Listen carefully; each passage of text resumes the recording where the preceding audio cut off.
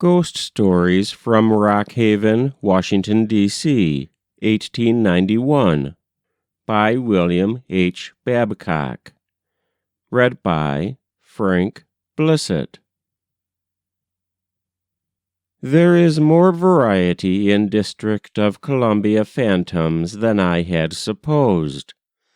I bought 2 old setter ghosts with my place near Georgetown, and although they have not been gracious to the newcomer, so that I know nothing of them at first hand, I am well posted by hearsay testimony. One is, or seems to be, a yellow dog who hunts by night the half-open valley beyond the screen of woods below the house.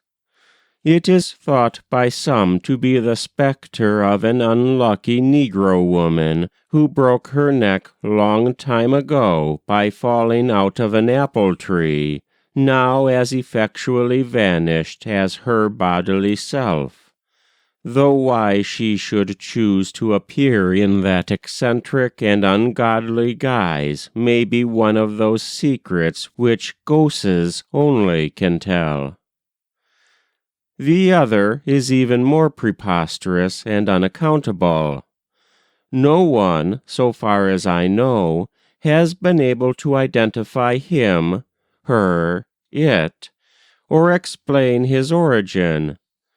But if, passing along the road at dusk, or in faint moonlight, you chance to espy at the foot of a certain white-shafted old cedar tree a dark, shapeless bundle, by all means have a care of yourself.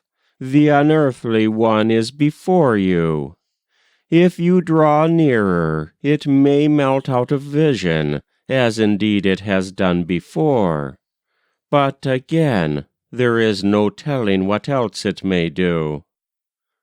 Perhaps there is some old story behind this, which time has worn away, till we have only the ungainly superstition that I record here.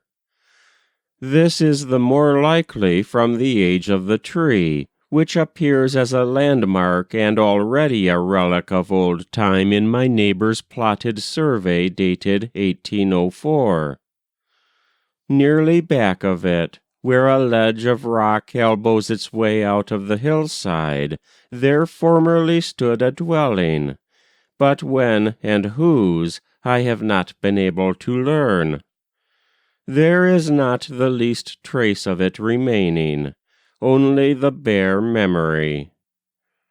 House site and landmark tree and ghost are all a double bow shot from me tonight over the open land. Perhaps it is as well. That bundle would be an awkward guest for a quiet and fairly human study. Probably he is more at home in the outer blackness and marrow-chilling rain. But if he should come, I am forearmed by that expert in the occult and the ghostly who undertakes the concoction of our meals. Not everyone can see ghosts, but she kin. More, she has talked with them and knows the one golden rule of such converse.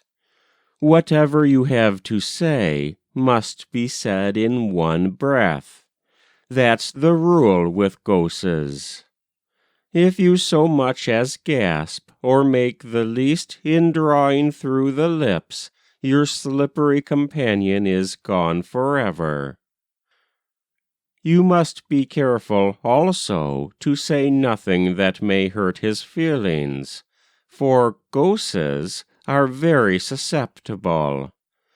Being once joined and escorted along the road by a dead man who had become unreasonably bloated in life and even more after death, she mentioned carelessly this personal defect, with no doubt a little African snigger of amusement over the memory. "Laws, Mr. Jones, you just certainly did look big when you was laid out, tee-hee, or something in that way. Whereat the irate supernatural being took to swelling again before her frightened eyes, until his bulk had exceeded all enduring, and he exploded and was gone. That was Ghost Stories from Rockhaven, Washington, D.C., 1891, by William H. Babcock. Read by Frank Blissett.